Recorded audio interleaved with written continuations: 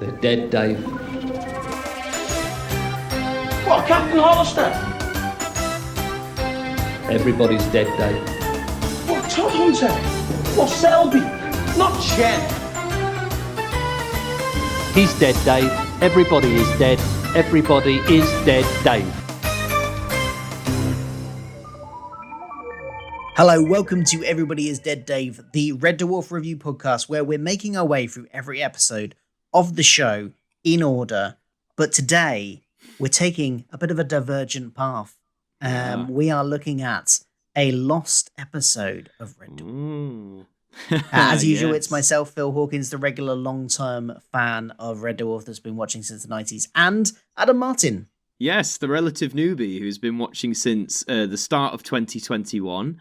And having a lot of fun with the show. As I always say, I'm still here. You know, you're still getting if I didn't like it, I don't think we would have gotten this far.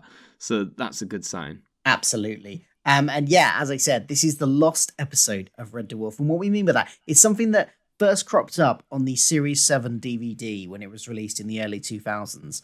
And it is a script that was written for Red Dwarf, got quite far, got to the re-scripting stage, but then was dropped for budgetary reasons. And I can, after having watched it, I can see why. There's a lot going on. There's a lot of extras. There would have been a lot of costume work involved in this. And a lot of other characters beside our main people. So it's called Identity Within.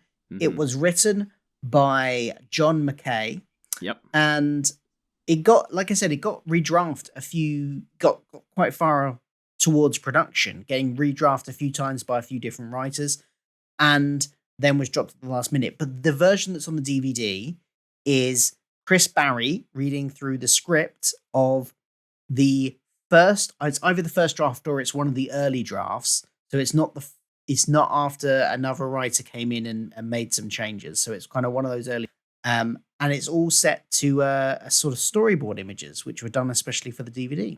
So this is a very cat-centric episode. Which made me sad in a way, because we've often said on this show, haven't we? Well, so far anyway, through the first 7 series, that Cat hasn't really... I don't think he's had a really, where he's like the main focus. We've always said he's sort of relegated to the one with the quippy, derogatory one-liners about other characters and stuff. So, yeah, I mean, we'll talk about it as we go through. But yeah, I was a bit bummed out afterwards. I was like, oh man, like the one time Cat gets an episode and it never made it. I know, because he's kind of like one of the closest episodes we've got to being about Cat was quite early on, where they had the whole cat religion discussion. But even that, it was more about Lister in that episode. So It feels a real shame to have missed out on this sort of very cat-centric episode. And arguably, we didn't get another cat-centric episode until last year's the Promised Land. So yes, which we'll eventually get to in at some point in the not too distant future. We will. So this episode starts with Cat being ill. Yes. Lister is called in via Crichton, and we find out the cat's ill, and it's because he needs to breed or he will die. Of course, which seems to be riffing off a Star Trek thing. I know you're not a Star Trek fan, Adam, but in the Vulcans have to mate every 7 years. Or they die. Right. Oh, so this feels very much a riff off that. Wow. Okay. No disrespect to the Star Trek fandom. I'll say I'm not a Star Trek fan yet. ... yet. It's just I mean, for context, my only exposure has been the recent movies, with Chris Pratt and all that. So, and I thought I enjoyed them for what they were, but I appreciate there's a lot more out there and probably a lot better out there. But no, I did not know this was a Star Trek riff. So, but I mean, that must have seemed quite on the nose to you then, because that just like that whole concept of needing to, essentially have sex, otherwise you die, It's quite an I think it's. I don't even know if Star Trek was the first thing to do it. It probably wasn't. I imagine that's probably been a thing in sci-fi and fantasy for a long time, I suspect. But that does work with Cat's character, though. Like, I mean, of course he does. And I mean, we'll probably talk about this another time. But in the Red Dwarf book we've been reading, which we will get to, I remember there's a point where when they're in the Better Than Life, simulation, and it talks about Cat's schedule, and I think he has sex, several times a day. So I guess it made me think of that because I've recently just finished it. So, it made me think of, oh, right. So, it ties into that. So it didn't feel like it came out of nowhere to me, like this whole concept. It sounds so strange to say, but this somehow seems plausible for the character of Cat, Yeah. So in the medical bay, there are Crichton, when he's explaining this, that I got to say, the drawings. What do you think about the storyboard drawings? I think they're really good. They are, considering that they're storyboards. And I mean, at first, obviously, because I think with any TV, but with Red Dwarf, I'm used to obviously seeing actors and movement. So for the first minute or so, I was like, okay, it took me a while to get adjusted, but yeah, I got into it. After about a minute or two, I wasn't bothered that it was just a series of pictures in a way, because the story still came through, as you said, both in the drawings. But we've just got to say, I mean, Chris Barrie's impressions of everyone is just so spot on, isn't it? Oh, absolutely. I mean, especially, some of them more than others. Lister, for instance. Oh my God. His Lister. Yeah. I genuinely, if I had just been listening to that, would have thought it was Craig Charles. It was so good. Like certain lines sounded exactly like Craig Charles, and I thought his Crichton was pretty good too. Yeah. And his Cat was. Cat's hard to do, I guess, if you think about it. But yeah, they were all pretty good. With the Crichton and Cat ones, there were kind of more moments where I could hear it. I could hear Chris coming through a little bit more. Yeah. Because it's hard to keep up. But he's really good at doing impressions, and under short periods of time, that's going to be a lot easier than sustaining it for a whole. Oh, for sure. Thing, because of course he did the narration for the audiobooks for the book we're in the middle of reading, in fact, as well. So yes, he's very much used to doing this, and we've seen it in the show as well before, him mimicking the others and doing their voices. He's very good at it. Yeah, absolutely. So it didn't bother me at all having the whole episode just being him reading it. Although it did throw me every time they changed scene, because you of course got the interior day. Yeah, an hour later. I don't know about. Part of me felt they could have done with, as you said. I get that he's just reading from a script, and it is a script reading. But in my head, as it was going, I was thinking, the drawings, as you said, do a good job of sort of saying where we are. But I wonder, maybe we could have done without the stage directions, if you will. Yeah, possibly. I don't know. Yeah. Maybe. I'd be interested to watch a version without them, and then maybe I'd complain and say, "Oh, I've got no idea where we are." But I feel that a lot of the dialogue sort of speaks for itself. So, but like you say, it sort of the takes you dialogue out of it. and as you said, the pictures as well. The drawings themselves do give a really good indication of what setting we're in and things. So I think that probably covered it by itself. It is odd not having the laugh track. That was one thing I noticed That's very true, early on, yeah. because obviously there are jokes in this, set up to be jokes, and some of them still worked. Not saying I need a laugh track to enjoy comedy. Obviously, the purpose of a laugh track is to be there to highlight the points in which they want the audience to laugh. But I just think some of the jokes to me fell a bit flatter, or because maybe they didn't have the laugh track. I don't know. What did you think? Was it a thing for you, or? Yeah, I did notice that a bit. And also the fact that it's one person reading it means that you don't have quite the pace of delivery that you would get with two people doing the lines, because somebody can't sort of cut someone off in the same way as you could if it's one person cutting off another. When you're reading it, just one person, it sounds different when you do the second character cutting them off. See what I mean? Yeah, for sure. I mean, I can't remember the full lineup of it, but there's a line Crichton says when they're talking about Cat, and he basically, he says, "Oh, it's to find pussy," and I literally wrote in my notes, I put Jesus Christ. I can't, I know Red Dwarf does delve into that sort of humor occasionally, but to be, I don't know, for me it was to be that on the nose with it, I was just like, wow. Okay. That did feel the most, and I kind of feel that would have been a line that maybe wouldn't have gotten further in the... Yeah, out of all the ways to frame it as well. Even having watched the rest of this show, that line felt very stark and just whoa, okay. Coming from Crichton as well, it just was this, and to point, I just want to clarify, I'm not a prude or anything, I'm not offended by the word or anything like that, but it was, as I say, it was stark. It was literally completely out of nowhere. Yeah, wow, okay. I think it's potentially it's a funny line, and I get why, because it plays on the Cat theme and all yeah. of that. It makes sense, and I get where the comedy's coming from. It's just that I think it was just quite, like I said, stark. It just kind of came out of nowhere, and I wasn't expecting something like that. That it just doesn't quite feel like it fits. I'm not offended by it at all, but it just felt like a bit out of place. I don't know. Yeah, like a jagged piece of a puzzle, so to speak. So yeah. On that line about the comedy, though, I mean the bit following that, the domino segment, I called it. You know, when Lister and Crichton are playing dominoes. For me, that segment I didn't find too gripping. I know, like now, obviously, it's setting up event. Well, it's foreshadowing what we'll see and discuss later in this episode. But I don't know about you. I don't know whether it was because maybe it wasn't visual, or visual in the sense of like, you know, with movement, or maybe it was. I just didn't find that segment very engaging, to be honest. No. What did you think? No. Yeah, I didn't make any notes at all about that section, so I'm guessing I didn't find it very engaging. That's fair enough. I didn't have any comment on it whatsoever. I mean, as again, like, look at when we get to it, it does serve as that foreshadowing device, but I do wonder maybe whether that foreshadowing could have still been done, but maybe just not as elongated and as in, you know, in that manner, basically. I don't know. It just wasn't very engaging, that whole segment, I found.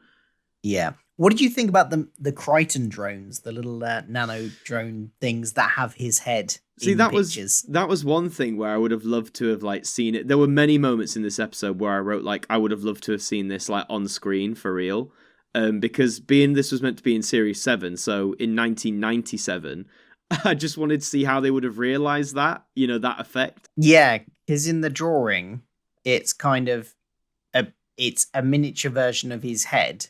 Yes. That is on some kind of propellers. Yeah, it's just a head with a propeller on the back, basically. Head with a propeller, and it speaks with a high-pitched voice because it's a mini Crichton head. Yeah, so I'm like, would that have been done like practically, or would it be CGI, or, you know? So yeah, that was one of many moments in this story where I was like, oh, I wish we had this realized in a way. Yeah. So they need to find a female cat. The cat to mate with, and that's where the find pussy line comes in. Yes, that's it. And that they detect one in Guelph territory.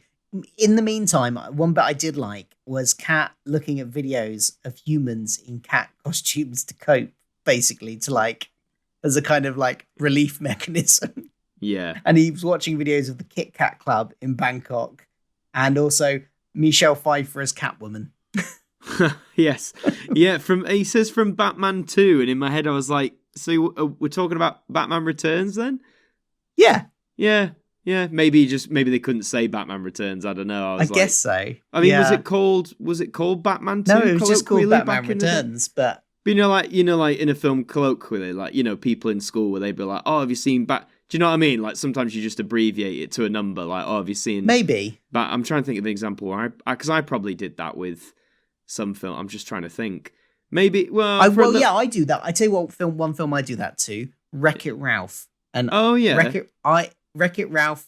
Ralph Breaks the Internet is the sequel. I think. It's a mouthful, that, isn't it? But I just say Wreck-It Ralph too. Yeah, because exactly. I think when I was really little, I maybe did it. You know, with the Harry Potters. You know, I'd say like, oh, have you seen Harry Potter 1 or Harry Potter? Do you know what I mean? Things like that. Yeah. But yeah, no, I found that curious. I was like, oh, I wonder if I said Batman 2. But yeah, nice little Michelle Pfeiffer reference, because, you know, if you've seen Batman Returns, I won't go any further than that. But, you know, if you haven't, then yeah, well, it's a good film. I enjoy Batman Returns as well. Yeah, me too. So they get to this Guelph. Nice to bring the Guelph back in. Again, for seemingly like the bajillionth time this season, yeah, it feels like. And we get to a whole Guelph, it's a whole Guelph outpost, and there are lots of Guelph. They go through a markets trading sort of area. There's lots of Guelph around. And I can see this is why that both the sets and also the Guelph costumes must have added to the potential budget of this. And that's probably why it never got made. Because location filming and all the sets they would have had to build and stuff. Yeah, I was going to say, like, the fact it's outdoors as well, you can't even get away with just doing it in a studio. Like, you would have had to... Unless, that's, again, though, curious. Like, if this had gone ahead, maybe... You know, I guess they maybe could have adapted it so that the whole thing was like indoors somehow for that reason. But Yeah, no, as you say, lots of costumes, lots of sets, lots of... this episode really... In fact, no, I'm going to save that till the end, I've decided, because it's basically my summation of it all, but I'll save that for later. Okay. I did notice when we do get on the planet, Crichton mentions about their 3 layers of teeth and what they do, and how one row is specifically to get the cellophane off of VHS videos. VHS tapes. So yeah, that lends to our theory, Phil. VHS does survive into the... whatever century this is. It makes a comeback, obviously, much like vinyl has done these days. At some point in the 23rd century, VHS will make a comeback. Bring back the triangle VHS, you cowards. Bring it back. They all have to pretend to be merchants, and they all wear like random things on their chests. So Rimmer, I think, has a pot and pan type thing. And was it who has the potato? Somebody has a potato. Lister's got the potato. Lister's got the potato. Yeah, I can't remember what Cat has. Yeah, but Rimmer has the pan. Yeah, because they can't. They have to be only traders are allowed into the Guelph outpost. Yeah. But they immediately, after getting in there, they're like, right, we've got to stick together. We've got to be on point, on mission. And then immediately they start like getting distracted by things and start peeling off from the group. So Crichton gets distracted by some like a wiper set on a market stall. Then Rimmer finds a collection of stamps, was it? Or some? No, it was a magazine about Starship. Yeah, serial numbers something or only like Rimmer that. could enjoy, bless him. Absolutely. So, yeah. And then Lister finds a bar that he wants to go drink in. Of course. and eventually Cat's just left there by himself. Yes, to his own confronted devices. by a Guelph. Yeah. Yeah, it's sort of like a Guelph. I got mixed. This whole setup, like the market thing, made me instantly think of like Mos Eisley from Star Wars, and then with the bar, because they mentioned specifically like saloon doors, I was getting like, oh, so it's like almost like a Guelph Wild West thing, and of course Red Dwarf's no stranger to the Wild West, as we've seen with like Gunmen of the Apocalypse and stuff like that. So yeah, real mishmash. Yeah, it's a bit. And then one of the Guelph thinks that he's identified Cat as a cat, and he sniffs him, and then he's like, oh no, you're not a cat. Sorry, I thought you were a cat for a moment, but you're not. And at that point I was a bit confused why he didn't, what had happened there? Why had he thought he was a cat and then suddenly he's not a cat, but he is a cat. So, and that's when we find out that actually that was earlier. I'm getting on my chronology. No, it's all right. But yeah, I get what you mean. Basically, at some point anyway, this sniffing thing happens, and and Crichton informs him that actually they eat cats, so don't point out that you're a cat. Absolutely. But yeah, when he's by himself, he comes across the female cat who is captured and a prisoner in a cage. Yes, Aura, I believe her name is. And this starts the whole kind of main thrust of the theme of the episode, really, which is sort of basically an identity crisis for Cat. Yes. Because she doesn't think he's a cat. Yeah. Because he doesn't act like she thinks a cat should act. Yeah, and this is where the whole, like, it's disappointing that we never got to see this play out fully, because this is where you get a lot of, like, the development and dedication to Cat's character. And, like, that whole thing Aura says about, how he's not like a cat. And then later he describes to the lads that he feel, he's almost like a human now, or he's been domesticated to that point. Which, when you think about it, he kind of has, like, you think how he was when we first met him in the first episode, compared to, like, even earlier in this series. He's very, like we said, he's part of the crew, which is great, but he acts arguably more like, a human cat, like Lister, I guess, in terms of being he was human. very independent in that first couple of series. He would barely, like, interact with Rimmer and Lister. He would be kind of prowling the ship by himself, and he'd just kind of come upon them every so often and interact with them, and that would be it. And he'd have his weird walk where he'd be like, oh yeah, and I used to, I loved that at first, and then but yeah, he doesn't do that. So as that was getting explored, I really thought this would have been, it's a shame we never got to see this like play out on screen as it's depicted here, because I think it's just nice to see Cat get something proper, not just like a one-liner here or a small subplot there. So, no, I really enjoyed all the perspective development. Do you think it fit the character as well? Yeah, absolutely. And like we were saying, it absolutely works with what we've seen from the cat over the last 7 series, because he has had that journey where he's gotten more and more like a sort of regular crew member. He still has his quirks, he still has his fashion sense and all that sort of stuff, but he's some of the eccentricities that he had earlier on, he doesn't have anymore. He does seem a little bit less cat-like as the series goes on, and I like that this addressed that. That was really nice. Yeah, and I like how as well when he then goes back to Red Dwarf and, he's almost before he's going on his cat commando mission, he has the bazookoid and the lads are like, whoa, what you doing? And that whole spiel where he explains how he's, not like a cat anymore, I think they do a great job they still get the comedy in, like about the whole he can't leap or anything like that. But it's nice that Cat's angry at them and having a go at them for something that isn't just really trivial.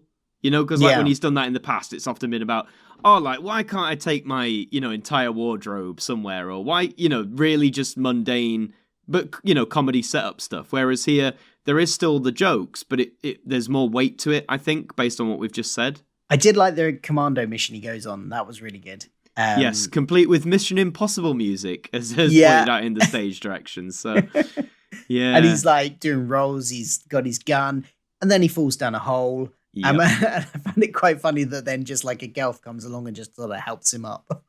Yeah, that's a great, a great gag that would have been even funnier had the episode been made. And that whole MI thing, like, I guess 1997, Mission Impossible was around then, like the Tom Cruise films. That was that time, wasn't it? Like the mid to late 90s when the first few... Yeah, I think the first one might have come out by then. Yeah, that makes sense. Leaning into that little pop culture. I mean, they're still coming out now. We're on what? Mission Impossible 7?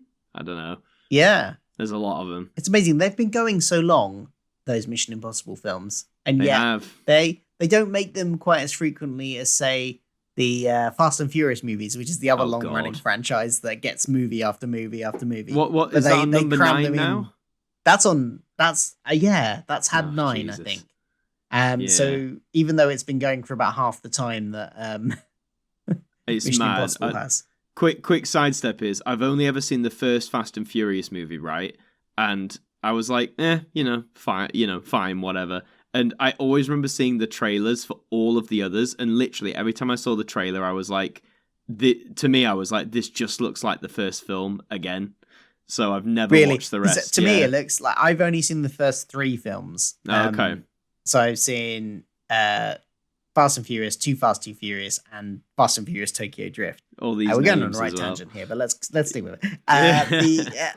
And to me, they're like the more, because those first 3 films are very sort of like street level, about street racing and like the illegal world they're involved in. It seems like I've not seen any since, but from the trailers, they're like going to space now and like doing massive launches off of, like doing massive. Like, I think they were stealing DVD players in the first one. that was the crime, and now they're like doing international espionage. It's ridiculous. Yeah, that's the problem, isn't it? Because like you say, you start street, and then obviously you can only do that for so long. So then you think, right, well, where do we go now? Oh, we've got to go bigger. And then it's now they're to the point where they're just getting, bigger, like you say, to the point of ridiculousness. And I think it's that, again, sorry folks, mega tangent, we'll get back on it. But it reminds me, the Call of Duty franchise of video games? I used to play them a lot. And again, they started small. It was World War II. And then they did, we're doing modern warfare. So it's in the modern day. Okay, cool. But now it's like, people love that. So now what do we do? And then eventually it's like, now we're in space. And now we're in the future. And now we're like portal hopping. Do you know, like you're saying, it gets too ridiculous. And then they have to bring it back down to earth. So I imagine, it wouldn't surprise me if we get to like Fast and Furious 10 or something. And then it's like, we're like Fast and Furious back to the streets or something like that. But yeah. Well, at least the boys from the Dwarf don't do anything like that. No, they don't. They stay grounded. They stay, relative. I mean, this season has gotten a bit more cinematic, admittedly, but they're doing their same old stuff. Really. They're doing their shtick, yeah. Yeah. But Cat's commando plan doesn't really, as you say, go how he wants to. After being rescued by the Gelth, he can't get through the bars. Well, not at first. No, his bazookoid just makes the bars stronger. when he tries to blast this cat woman out, and she's just there mocking him, basically. Yeah. Poor cat. But Lister's got a plan as well. He's going to win the female cat by cheating in gambling. Which obviously refers to what we saw in, the domino scene. So yeah. So he's going to go and go into some kind of, in the bar that he was in earlier, go and compete in a gambling game. And they bet, the currency there seems to be mushy peas.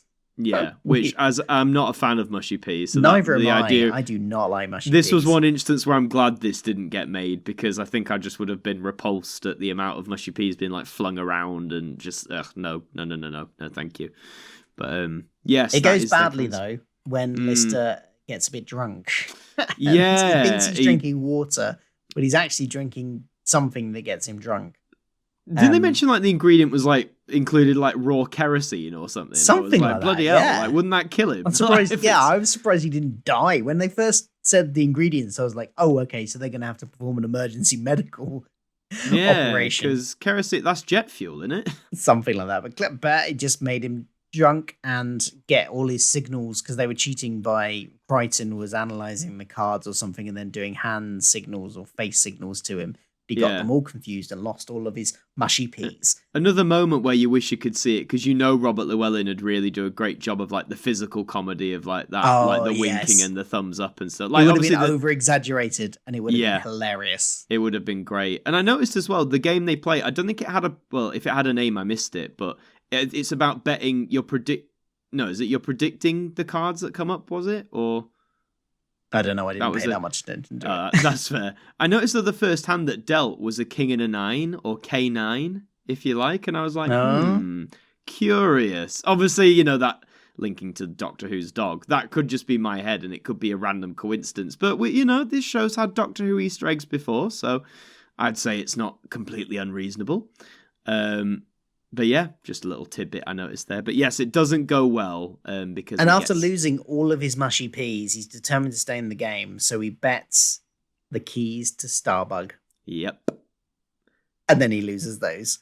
Yeah, only because he gets interrupted. Yeah. They get the signals right this time, but then somebody joins the game next to him, disrupting the order the cards would have been dealt in. And actually, the winning hand they had hoped would go to Lister goes to another Gelf next to him. Yes, Zurul, I believe his name is. Yeah. So meanwhile, Cat is bidding on the female cat in an auction. There's another line here that is a bit it's a bit close to the line, but I did find it funny when because they're betting by holding up fingers, and somebody holds up one finger and he holds up two fingers, and then he says to the female cat, "See, I'm good with my fingers." I must have just missed. I didn't make a note of that, but it's a weird one, isn't it? Because you could argue that does fit in with the cat's character. But yeah, you're right. Oh, absolutely. Yeah, for Red Dwarf, similar to the line earlier, it's a bit like, whoa, okay. So I did find it funny, but yeah, it's funny, but yeah, just surprising, I guess, isn't it? Like you say, close to the mark, but for Red Dwarf anyway. But actually, at the and then he finds out that actually the guys didn't win the game, so he doesn't have the money to pay them, and the Gelf are probably going to execute him for not being able to pay his debts. Yes, there's a great moment, with Crichton saying he activates blunt mode, where he's like, we lost, no money, she's gone, we're dead, or something like that. Yeah, you're dead. I like that. Yeah, I think it was. Yeah, but luckily for him, the other Gelf, the one at the card table, comes in and outbids him at the last moment and actually wins the girl in the bid. Yes. To which point, the cat challenges him to a sword fight. Yeah, should be said that the Gelf, this particular tribe of Gelf, Crichton has said early on in the episode, are particularly good swordsmen. Yes. But I like that from Cat, though, because often when it's come to like combat in the past or facing things down, he's one of those where he's been presented as he'll like talk a good bravado, but then when it counts, he'll act really cowardly. So it was nice to see here that he talks the talk, but then he's also willing to walk the walk, as it were. And I think part of that is that he wants to show off to the female cat, and he's he's been wounded by her accusations of that he is not cat enough to be a cat, and therefore he wants to prove her wrong. So he does the challenge and challenges the Gelf to a fight. Yeah, which doesn't go in his favour at first, but then he rekindles his instinct, isn't it? He finds his instinct again. Yeah, and I think that would have been an interesting scene to see it play out in live action. Obviously, with the drawings, we get a few like indications of what stances they might have had, but you don't really get the full feel of it with a storyboard. But he does, for sure. yeah. He gets the upper hand and is kind of got the Gelf on the floor, and then the Gelf deactivates something on their belt, and it turns out that was just some kind of holographic disguise, and it's actually a male cat, another male cat. The other cats, the female cat's sort of commanding officer from wherever she was from. Yes. And then, like, I don't know if you saw this guy. Like, it seemingly come out of nowhere. Yeah. Cat still stabs him. Yeah, he lobs the sword at him, and the storyboard actually shows the sword going through him, which, I mean, if they'd have shown that on... I mean, I know Red Dwarf aired after the Watershed, so they probably could have got away with it. But, again, that just... We've had, obviously, people die, but to have, like, an out-and-out stabbing like that, I don't know. Is that a Red Dwarf thing? Does that feel like Red Dwarf? I mean, what do you think? Does, like, an out-and-out stabbing Yeah, like you know that? what? I wouldn't have... maybe... I think if they had filmed it, they probably would have cut so that we didn't see the blade necessarily go through. Right, just cut to him being on the floor or something. Sort of, we would have seen their face, I think. Right, I suspect it would have cut to their face and then like kind of slightly keel over it in the kind of way that people do when they're stabbed. Oh, or yes, they do in film and TV at least. So I think that's probably how they would have done it. So in the story, the same thing would have happened, but what we see might have been different. These storyboards, I suspect, for sure. But there's a line in there about a jealousy and so initially I was thinking, has the cat just killed him to kind of like assert his dominance in a cat type way and try and win the woman that way? I was like, okay, I don't know how I feel about the cat doing cold-blooded murder for that reason. Yeah, it's a weird one because again, looking at Cat and also having, again, I know we haven't shared it with the audience yet, but having read the book that we've been going through and what that describes Cat as in some situations, I can sort of see it, if that makes sense. Yeah. If it was just this one time, I think I'd see it. If it became a regular thing, I'd be like, no, okay, I don't think this is really a Cat's thing. But no, it didn't jar with me that much, if you get me. Like when it happened. Yeah. It came out of nowhere, but I wasn't like, ooh, I'm not too sure about that. But then to soften the blow slightly, the cat says that basically this other cat is bound to be the guy that betrayed the female cat squadron to the Gelf in the first place. So somehow that kind of makes it okay because then he was the bad guy. He doesn't provide any evidence to back that up. He's just like, just instinct. It was this guy. Just bound to be him. That's how you get away with. In fact, no, I'm not going to say that. But that's how you get away with cold-blooded murder. But yeah, no, it does. They just sort of, it's that Red Dwarfism, isn't it? Something happens, they've got to round it off. They'll say something, but surprisingly, that's for me. I thought, okay, that's the end then, But there is a little bit more as well. Lister has one of his contemplative moments. If you like. Obviously the cat gets the girl, and they kiss.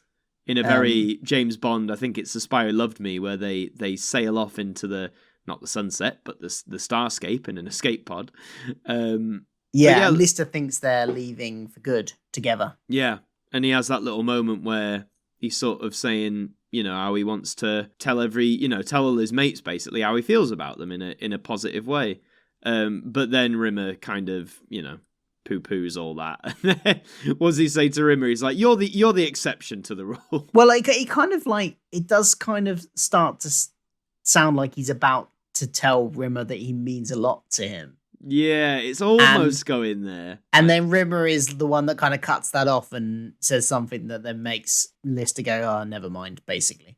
Yeah. And I did quite like that. And I liked the moment between because they are friends by this point, really. Absolutely. And it's just kind of unsaid, and they they insult each other, but by this point in the show, they are friends, and that's shown in the other episodes which we've already watched now. Episodes where Rimmer leaves and then he has a dream about him later and all those sort of things. I like this little moment. Yeah. It starts off as a moment with Lister sort of being sad about Kat, but actually then it turns into a Lister and Rimmer moment. Absolutely, and it's we've described before how we like those moments when it is just those two, whether it's played completely straight or whether it's played straight then with the comedy punchline. And again, this is another moment where I wish we could have seen it for real, but alas. But like you said, Lister thinks Kat's gone forever, but that is not the case because he's back. What is it? 20 minutes? Was it 20 minutes later or 2 hours later? Something like that. Which Crichton points out. Well, that was very long. You must have really loved to have such a long relationship with her. Yes, which is obviously just a joke on the cats, on the fact that cats just like roam free and don't stick with their people they have babies with, and no, they just do what they want. Yeah. 20 minutes is a seriously long-term relationship. Right. For him, it is, yeah. But the positive is he discovers that he's, I guess, got his cat-like abilities back or his instinct back. Yeah. Because he leaps straight on the roof. And then the episode ends. And that is the end of the episode. Yeah. What were your summary thoughts on this then, Phil, having seen it now? I think this would have made a really good episode, and I'm really disappointed we didn't get to see it in live action. It basically when they cancelled this episode and they needed a new episode because this got changed in the writing process, as I said, later on by another writer, and at that point it also replaced because by that point they had other scripts further developed for this season, so they knew that Rimmer was leaving, so they replaced Rimmer with Kachansky in the later version as well. I was going to say that, yeah, because obviously in the version that any audiences will find on the DVD or Blu-ray, Kachansky isn't in it, which might seem odd if you're watching this in tandem with Series 7, but as you just pointed out there, this was an early draft, I guess, before they decided or knew that was going to happen. Yeah, and then beyond that, they dropped this completely and replaced it with the episode that was Duck Soup, which... Yeah, I think I remember, if I recall, when we watched it, was not one of our favorite episodes of the series. No, and to be honest, like my overall thing on it, I kind of wish this was made instead of Duck Soup, really. And considering I'm saying that, having only seen a storyboard script read through of it, I think that says something about Duck Soup, sadly. But I think, again, with credit to Duck Soup, I think we mentioned there that obviously since it was like a last-minute replacement, you can kind of tell it's been, drawn up on the budget, and maybe, not last minute, but, maybe it was one of the last to be finalised or whatever. But no, I wish we had this, mainly for the reasons we said about, like, it gives good development for Kat, development we haven't really seen before so far, chronologically. So it's a shame it's almost like one chance in the sun got dashed. And I feel the way this was going really lends to the movie feel as well that they were going for with Series 7. Like you said, with the multiple locations, all the different side characters, the like the commando cat stuff, the betting scene. Do you know what I mean? That all these things that like similar episodes like Tika to Ride and Stoke Me a Clipper. I just think this could have been a really good fit in Series 7, sorry. Even if they swapped Rimmer with Kachansky, I still think it could have worked really well. Yeah, because Rimmer wasn't a particularly key part of this episode. So, yeah, it absolutely could have worked. Could have worked without him and with Kachansky. Yeah, so good concept, just a shame it never got that far. Yeah, same. Now, we usually do a couple of regular features on the show. This is our first bonus episode away from the main episodes. We can see if they still fit, and if we can still we usually do our favorite character and our funniest moment. It's going to be with a pinch of salt, I think, this week, because obviously it wasn't presented to us as an episode. It's a storyboard with narration, so the humor kind of hits differently. But if you had to pick a favorite character in this one, who would it be? I'd have to give it to Kat. Honestly. Yeah, same. Definitely. Even though it's just Chris Barrie doing the read rather than Danny John Jules, just for that reason of the development and some of the stuff he got, particularly, as I said, that scene where he sort of faces the other three boys from the dwarf, explain about how he feels and stuff. Yes, as I said, there's comedy bits in it, but it was just a really good moment for Kat, I think, and it's just a shame we never got to see it. So yeah, I'm gonna give it to Kat. Personally. Yeah, what about I yourself? think the same. Definitely Kat. It would have been really nice to have this as a bit of development for him. What Absolutely. about funniest moment? This one's a bit more tricky. Well, it's hard, isn't it? Because obviously, like you said, we're only going off visually. You've got just the storyboards, which are still images, and then you're relying then on how Chris Barrie delivers it. But I just quite like I think I'm going to give it to the gambling scene. Just the way it unfurls the realization that he's drinking stuff that's going to make him smashed, and the aftermath of it. And I just really liked it. I found that really funny. So yeah, going to give it to the gambling scene. For me. I think I'm going to give it to the Michelle Pfeiffer line. Oh really? Yeah, I quite liked it. Oh, yeah. Fair enough. Interesting line. Yeah, but like it was difficult to nice pick to because it is a bit of a weird one to pick a favorite moment, funniest moment of. Given the format of it. There you go. Absolutely. That's Identity Within, the first of our bonus episodes. Are we calling them? Are we gonna do it Scutters out of 10? Oh yeah, let's do Scutters out of 10. Why not? Yeah, because it's interesting for this one, isn't it? Because I've given it a 7 purely on the basis of what we've seen there, storyboards, and with it just being Chris Barrie. I wasn't bored at any point. I didn't lose engagement with it or anything like that. But I'll probably say if this had got made and if the story and the key moments were the same as what we saw here, I'd probably give it higher.